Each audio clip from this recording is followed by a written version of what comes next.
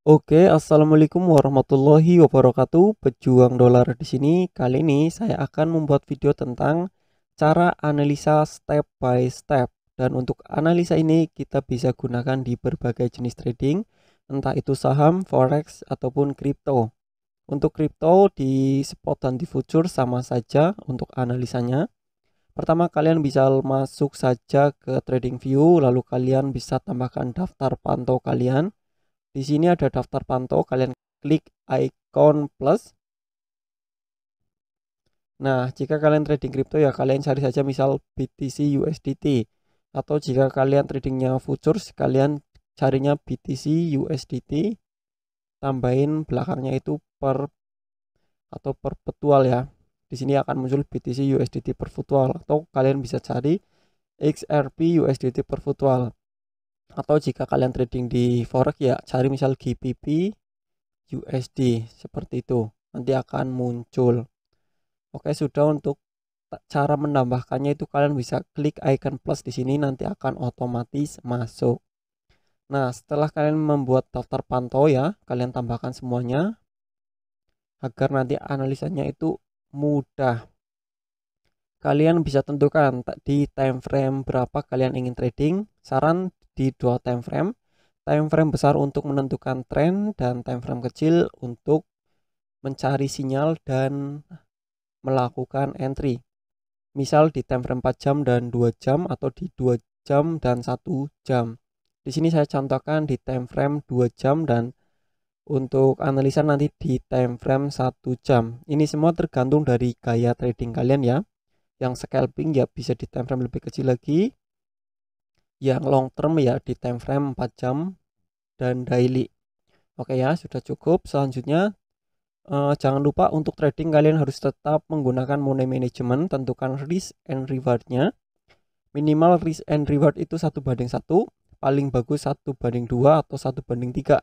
Tapi kalau di 1:3 itu kita nanti akan lebih sering terkena stop loss. Jadi paling bagus bagi saya itu di 1:2. Jangan lupa tentukan modalnya juga yang cukup. Oke, lanjut ke analisa. Tentukan ya kalian ingin analisa menggunakan apa nantinya. Mulai di time frame 2 jam di Bitcoin. Nah, di Bitcoin ini masih dalam fase tren turun ya, sudah jelas kelihatan. Dan di sini resistennya juga masih lebih rendah daripada resisten sebelumnya. Jadi memang sudah jelas ini tren turun. Nah, jika tren turun itu kita cari sinyalnya itu turun, jangan cari sinyal naik. Jadi kita gunakan follow the trend. Nah, setelah kita tahu ya trennya itu turun, ya kita cari sinyal turun di time frame yang lebih kecil. Di sini saya cari di time frame 1 jam. Oke, di time frame 1 jam kita perbesar. Nah, di time frame 1 jam ini tercipta mirip seperti bearish flag pattern. Kita tandai dengan trendline seperti ini. Trendline ada di sebelah kiri atau kalian bisa menggunakan kombinasi ALT plus T ya. Oke, di sini kebetulan sudah terjadi breakout dan terjadi koreksi ke atas, jadi memang di sini ada potensi penurunan. Lalu kalian bisa melakukan entry saat ini, jangan lupa diukur di sebelah sini, di sebelah kiri. Di sini ada posisi pembelian dan penjualan. Penjualan itu untuk enter turun, pembelian itu untuk enter naik. Nah, kita klik saja di area saat ini jika kita ingin melakukan entry saat ini. Seperti ini. Lalu stop loss kita geser. Nah, stop loss di resisten terakhir di sini. Lalu kita tentukan setelah menentukan risikonya kita tentukan rewardnya. Misal di 1:2. Kita tentukan di 1:2. Nah, di sini sudah berubah jadi 2,02, berarti ini sudah 1:2. Kalian bisa entry, tentukan stop loss, dan kalian bisa tunggu sampai terkena take profit. Atau jika kalian ingin di 1:1 ya geser saja seperti ini.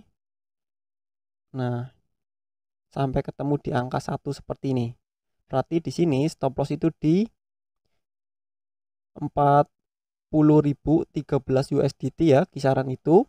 Enter di saat ini di 39.583 dan nantinya take profit di 39.000 141 USDT. Nah, seperti itu. Lalu bagaimana jika menemukan chart pattern ataupun kita analisa menggunakan Fibonacci tetapi belum sampai ke area entry kita? Ya, kita bisa tunggu. Sembari menunggu kita bisa analisa di aset lain. Kita turun ke DOT. Anggap saja di Bitcoin ini belum terjadi, jadi kita tidak melakukan entry saat ini. Kita cari di aset lain. Kita kembali ke time frame 2 jam untuk menentukan trennya ya. Di sini di time frame 2 jam terlihat seperti akan mulai terjadi kenaikan, tetapi di sini untuk resisten sebelumnya itu belum terbreakout. Masih tercipta higher low ya, atau resisten yang lebih rendah dari resisten sebelumnya. Tapi kalau dilihat dari sebelah sini itu sudah mulai menciptakan lower high, higher high. Jadi kalau seperti ini kita itu bisa cari chart pattern pembalikan arah, misal double bottom ataupun head and shoulder ya. Inverse head and shoulder maksudnya, maaf. Nah, di sini saya tidak menemukan apapun, jadi saya skip dan turun ke aset berikutnya. Di sini Ethereum. Ethereum time frame 2 jam sudah jelas ini tren turun. Sudah terlihat turun, kita masuk ke time frame 1 jam, kita cari sinyal. Nah, tidak ada ya, tidak ada sinyal di sini, tidak ada chart pattern. Jadi kalau seperti ini mungkin kalian bisa gunakan Fibonacci retracement seperti ini. Nah, seperti ini lalu kalian bisa tunggu sampai nantinya chart itu naik sampai ke level Fibo 0,5 atau 0,6 baru kalian bisa melakukan entry. Tetapi di sini karena masih kejauhan saya skip.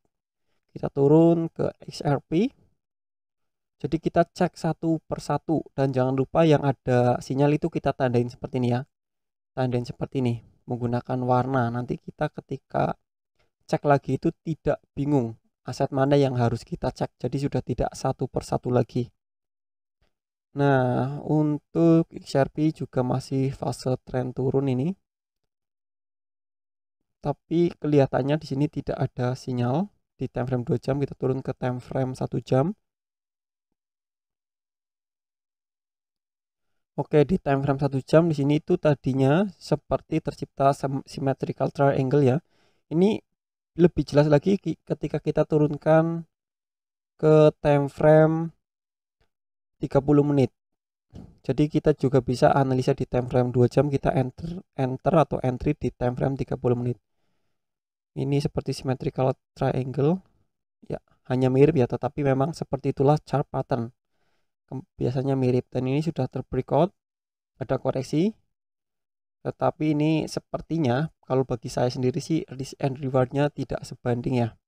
Kita skip dan terus kita cari terus menerus sampai kita menemukan entry yang baik ya. Kita masuk ke time frame 2 jam di Soluna. Nah, Soluna ini sedang sideways.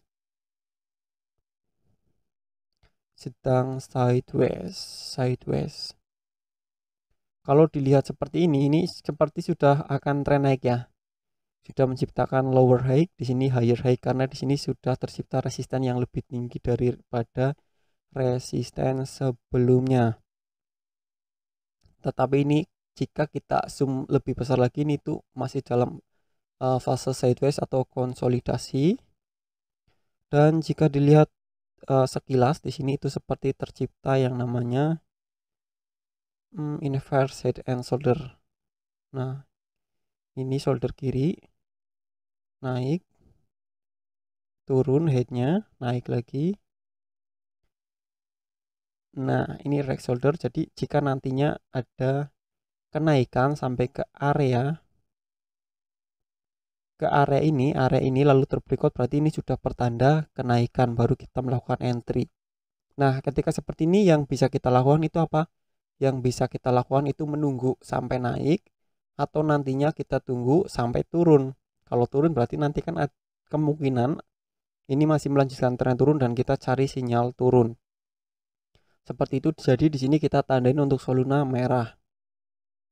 Terus kita cari ya semuanya sampai kita menemukan yang cocok untuk entry. Di sini trennya masih sideways, kita cek di time frame 1 jam. Sideways itu konsolidasi, hanya naik dan turun. Untuk saya pribadi lebih sering menggunakan chart pattern dan Fibonacci retracement ya.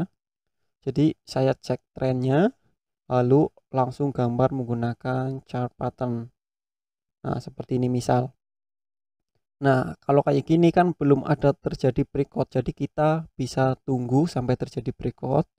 Sampai terjadi breakout seperti di Bitcoin tadi. Baru kita ukur ya. Kita ukur stop loss dan take profitnya seperti ini ya. Ini sudah mulai terjadi penurunan lagi. Kalau tadi kita melakukan entry langsung itu bisa profit. Kita ukur risk and reward, baru kita entry.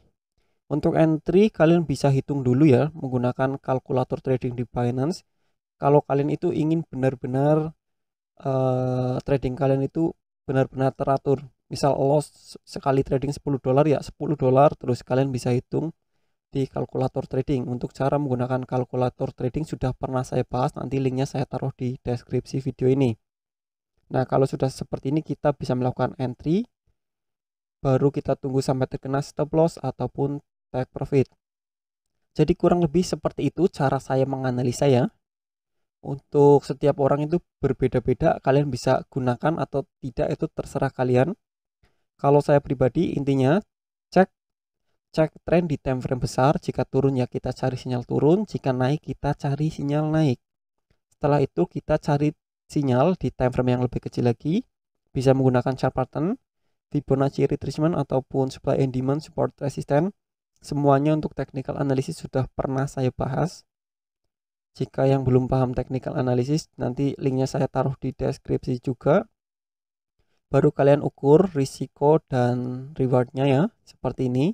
Kalian entry, di sini sudah jelas stop loss dan take profitnya sudah ada. Jadi ketika kalian ingin melakukan entry itu paling utama kalian sudah tahu dulu di mana stop lossnya. Jangan entry tetapi kalian belum tahu stop lossnya di mana. Kalian tentukan stop lossnya dulu baru kalian entry. Lebih bagus juga kalian tentukan rewardnya sekalian. Oke, mungkin cukup ya. Jika ada kesalahan mohon maaf. Saya juga masih dalam tahap belajar dan terus belajar. Pejuang dolar di sini. Wassalamualaikum warahmatullahi wabarakatuh.